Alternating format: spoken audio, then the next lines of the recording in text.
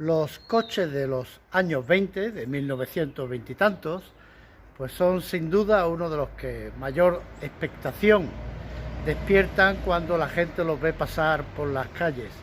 Son los coches que inspiran también más simpatía.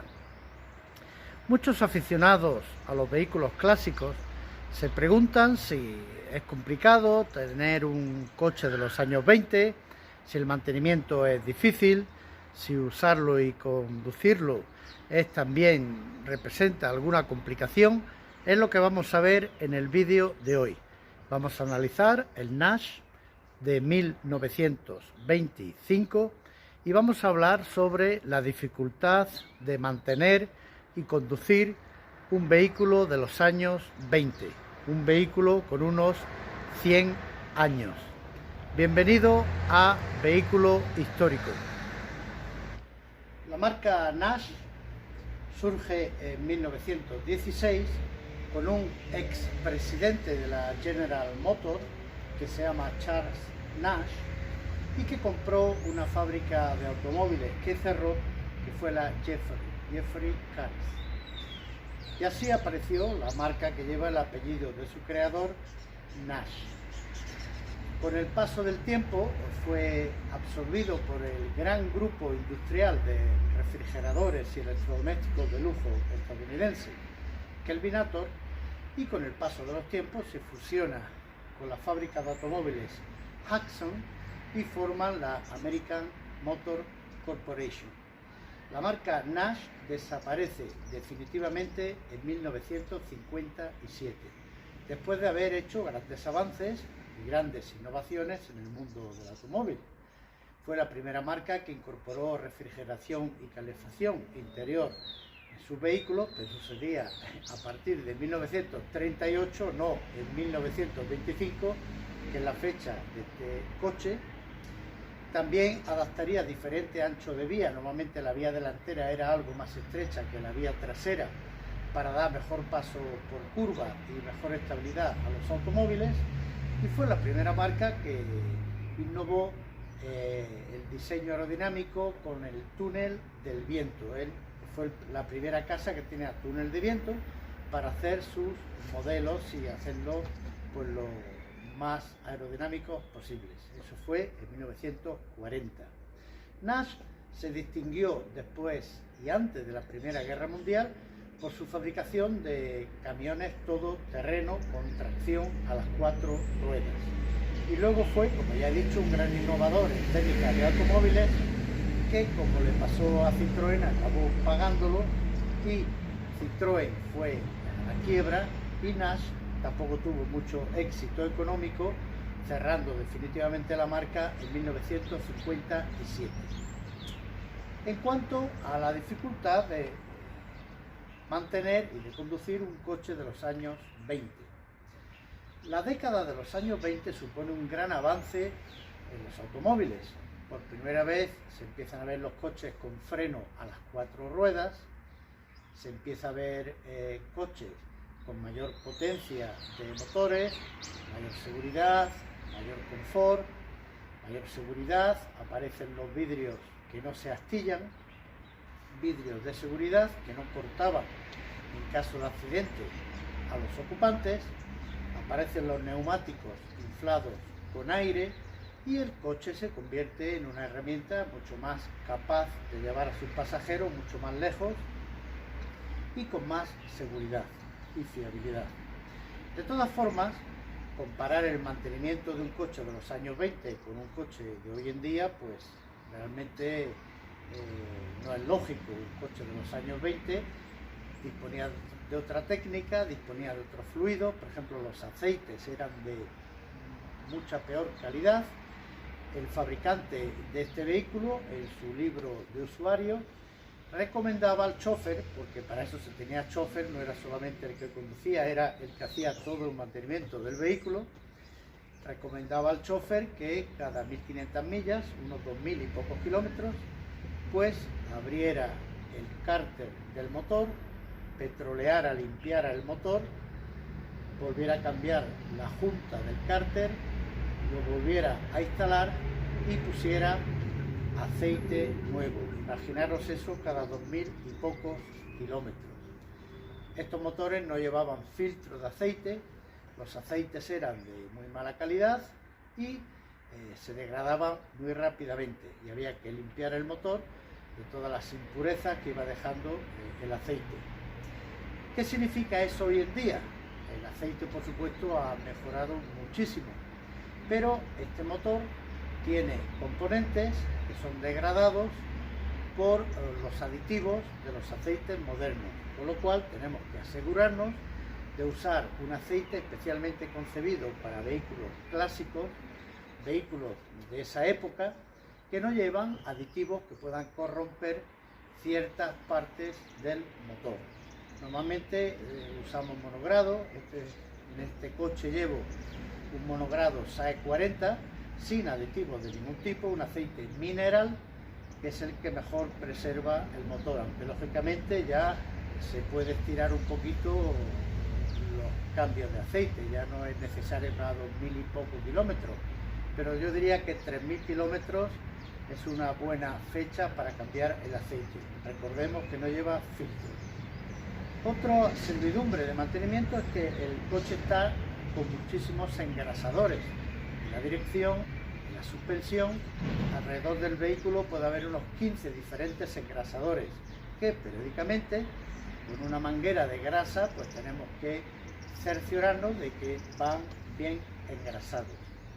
El radiador, el agua, no era de circuito cerrado, el agua tenía más propensión a escaparse, con lo cual tenemos que revisar mucho más frecuentemente el nivel del líquido y nunca llenar el radiador hasta la parte superior del todo, sino dejar un hueco de aire para que no nos tire más fácilmente el agua fuera por el rebosadero.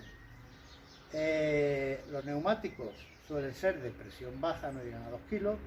Tenemos también que chequearlos más periódicamente que en un coche moderno y en general, lógicamente estas piezas pues sufren más el desgaste. Yo tengo este coche desde hace unos 20 años, en ese tiempo he tenido que hacer un motor.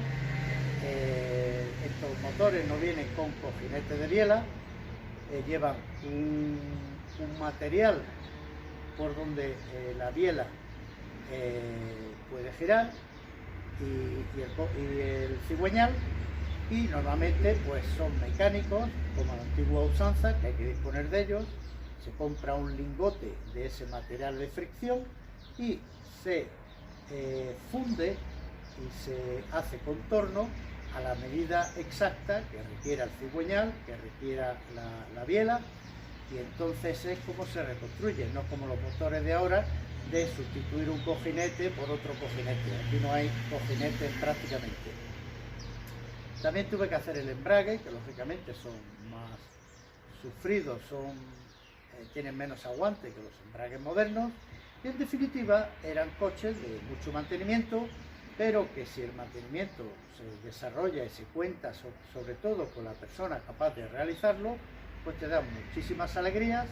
Conducir este vehículo es un viaje en el tiempo, todo es diferente, las sensaciones son diferentes, y a la hora de conducir, lógicamente, pues nos tenemos que acompasar a la marcha que llevaban los vehículos en aquellos años, en los años 20.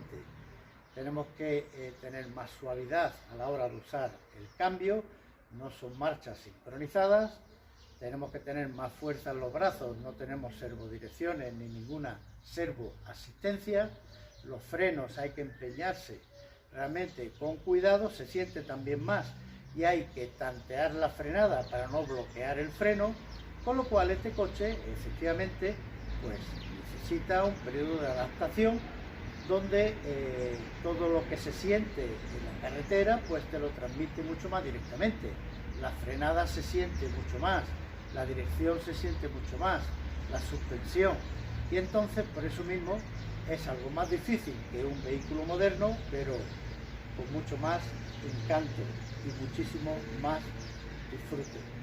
Todos estos coches tiran gotas de aceite, tiran gotas de gasolina. El propio carburador lleva una bandeja normalmente para recoger el sobrante de gasolina, con lo cual es imposible que un vehículo de estos que no tiene retenes, se lleva una especie de prensa estopa para que escapara el aceite menos posible, pues es imposible prácticamente que no goteen. Cuando se aparca un coche de los años 20, siempre veremos algún goteo de aceite o de gasolina. Todo va en el conjunto, un poco más de dureza de mantenimiento, de dificultad, pero mucho más encanto a la hora de disfrutarlo. Vamos a ver cómo se conduce el Nash Phaeton de 1925.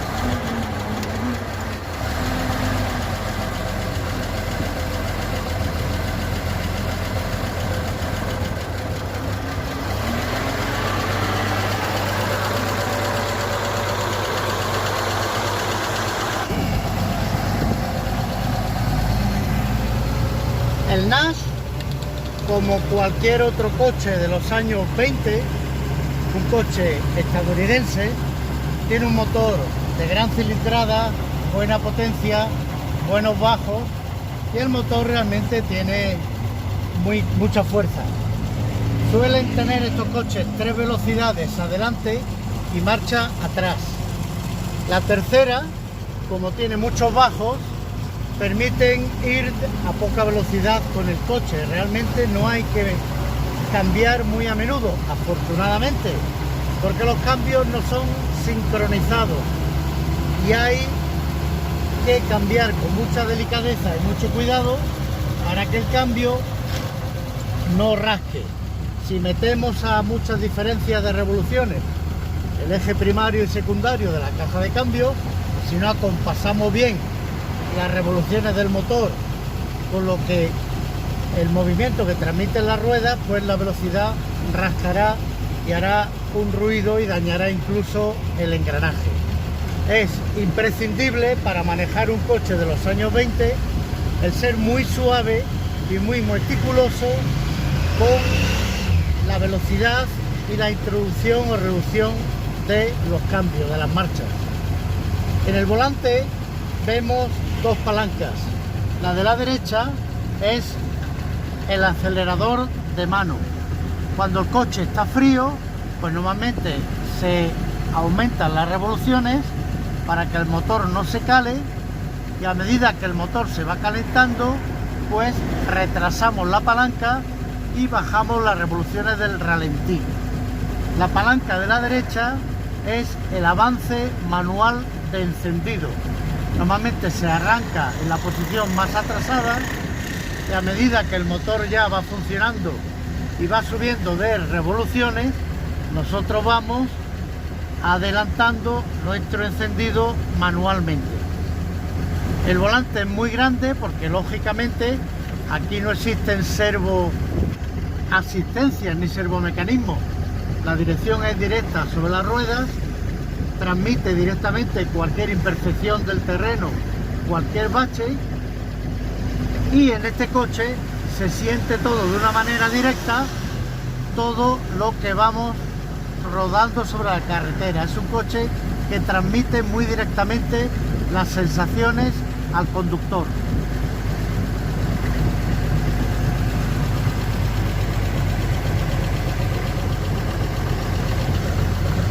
La suspensión por ballestas, lógicamente, tiene bastante menos confort que una suspensión de un coche moderno, con lo cual el coche es más brusco. Este coche va dotado de unos amortiguadores de inercia, que eran los primeros amortiguadores que se fabricaron, junto con los de fricción, y eso disminuye un poco las ondas que el coche hace al pisar cualquier irregularidad en la carretera, pero de todas formas la suspensión es más directa, más seca de reacciones que en un coche moderno. Ahora mismo vamos subiendo una rampa, una cuesta. El coche irá a unas 2000 revoluciones en directa, en tercera, y el motor no se queja en absoluto.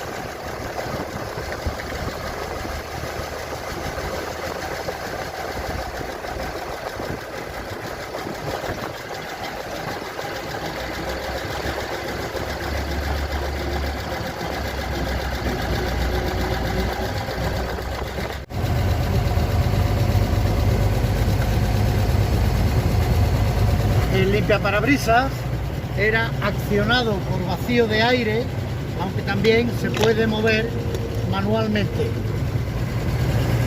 En el tablero de instrumentos vemos indicado el amperímetro y la presión en libras de aceite del motor.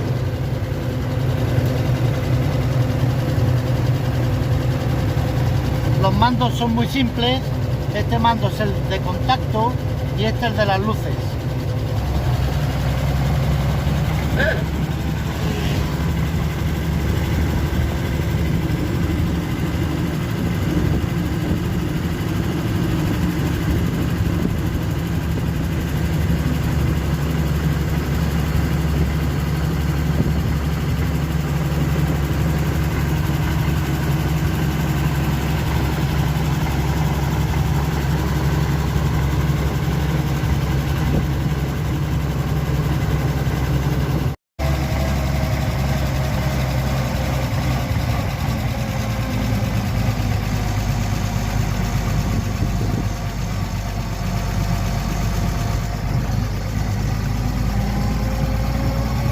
Para reducir de tercera a segunda tenemos que ser muy cuidadosos, hacerlo despacio y hacer el doble embrague para que no rasque la velocidad, ya que el cambio no es sincronizado. Para desviarnos o cambiar nuestra dirección, como no llevamos intermitentes, tenemos que señalizar con la mano debidamente para que ningún conductor se sorprenda de nuestra maniobra.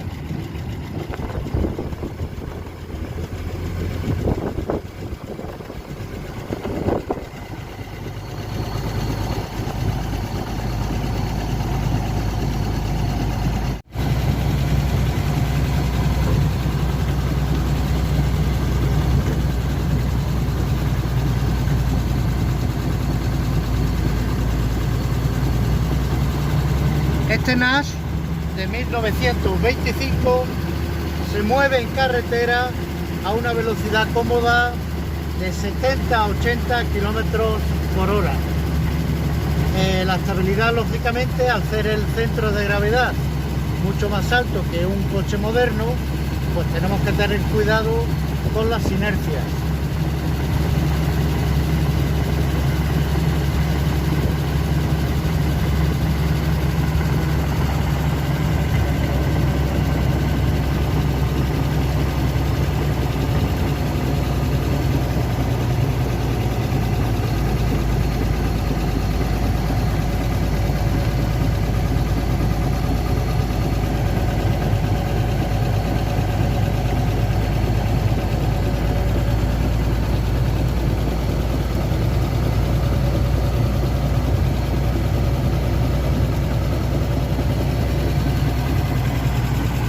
El consumo que se puede esperar de este coche, yo lo he medido en un viaje de 500 kilómetros, son unos 40 litros a los 100 kilómetros.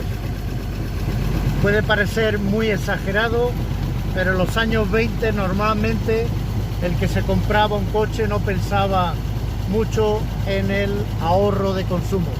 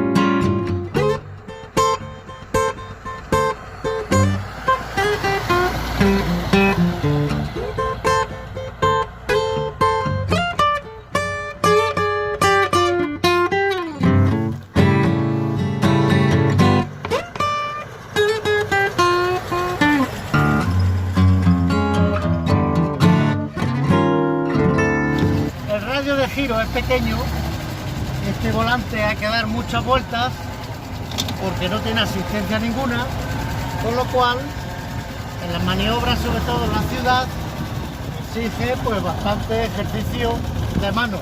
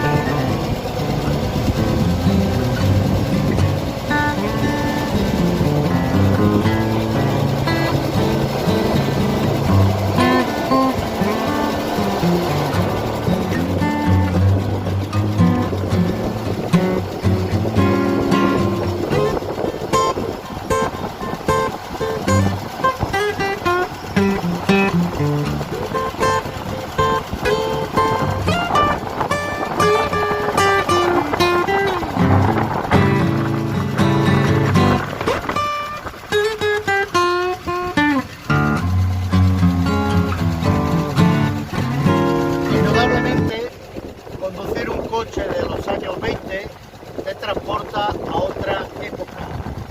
Los olores son diferentes, el sentido del cambio del volante, de la suspensión, es totalmente diferente y se siente pues algo totalmente distinto a lo que es conducir un coche hoy en día.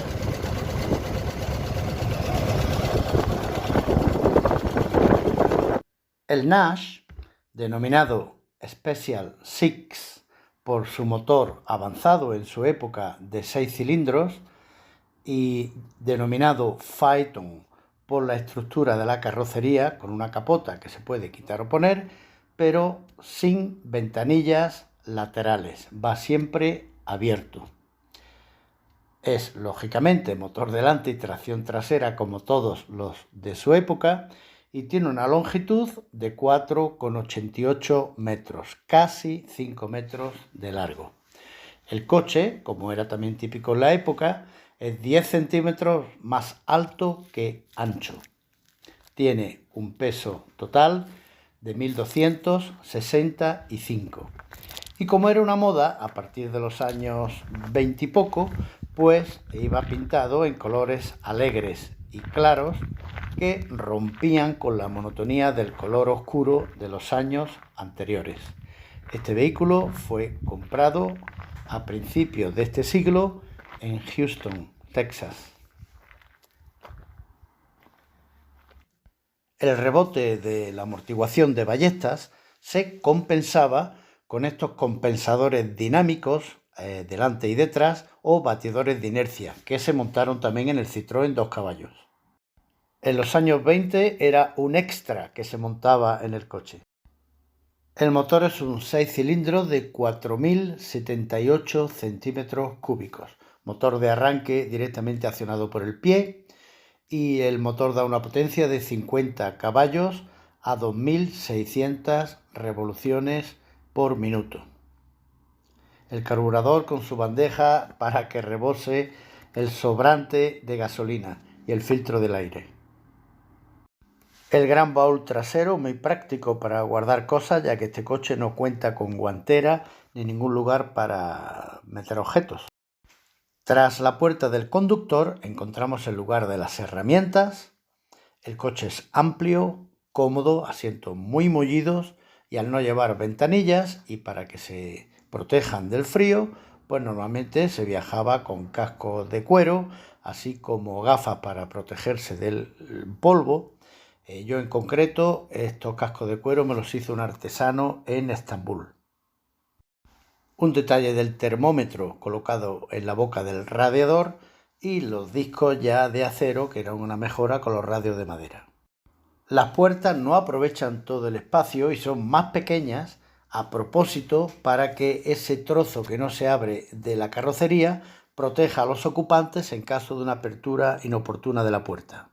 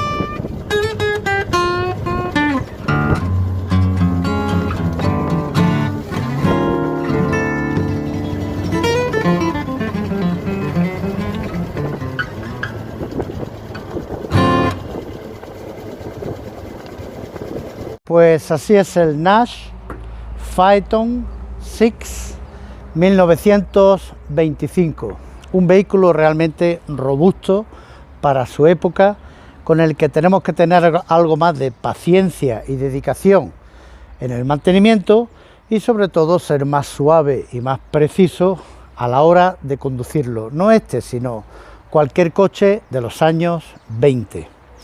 En el mercado no se encuentran muchos Nash, han sobrevivido realmente pocos. Se puede encontrar algunos y el valor sobre los 40.000 euros. Aunque encontráis, por ejemplo, coches mucho más fáciles de comprar porque son más abundantes y más baratos, como es un Ford A, por ejemplo, que encontráis en el mercado entre 15 y 20.000 euros. Si os tienta, dejaros tentar y comprar un coche de los años 20 porque os va a dar realmente grandes satisfacciones. Pensando en un vino que me recuerde a un coche de los años 20, a un Nash, pues pienso en un vino señorial, elitista, porque no todo el mundo desgraciadamente se podía comprar un coche de los años 20, solo las personas muy adineradas, y pienso en un vino que el rey de Francia, Luis XIV, se refería a él como el vino de los reyes y el rey de los vinos. Hablo de un Tokaj Azzurro, un vino húngaro que necesita una elaboración muy especial. Las uvas son afectadas por un hongo que se llama Botrytis cinerea. No todo el racimo es afectado por igual. La vendimia se realiza en diversos días a medida que las uvas van siendo afectadas por el hongo. se recogen con los 2 deditos en unas cestitas y cuando ya las uvas se ven que no van a ser más afectadas, se recoge el resto del racimo y por cada 100 litros de mosto de uvas sin afectar se le echan unos cestos típicos que tienen en Hungría que se llaman putoño. Dependiendo de los cestos de uva botritizada que se viertan sobre los 100 litros de vino, pues se llamará un vino de 2, de 4, de 5, de 6 putoños. Lo máximo es 6. Entonces un vino que recomiendo es un Oremus, que es una bodega que compró la famosa bodega Vega Sicilia, la bodega española que compró en Hungría a la caída del sistema comunista, que se privatizaron lógicamente las empresas hasta entonces nacionalizadas, y este Tokay Oremus es de 5 putoños, es una delicia sorberlo copita a copita. Una botella de 50 centilitros vale 75 euros, pero bien merece la pena. Seguir conectados con Vehículo Histórico, que seguiremos hablando de temas muy interesantes.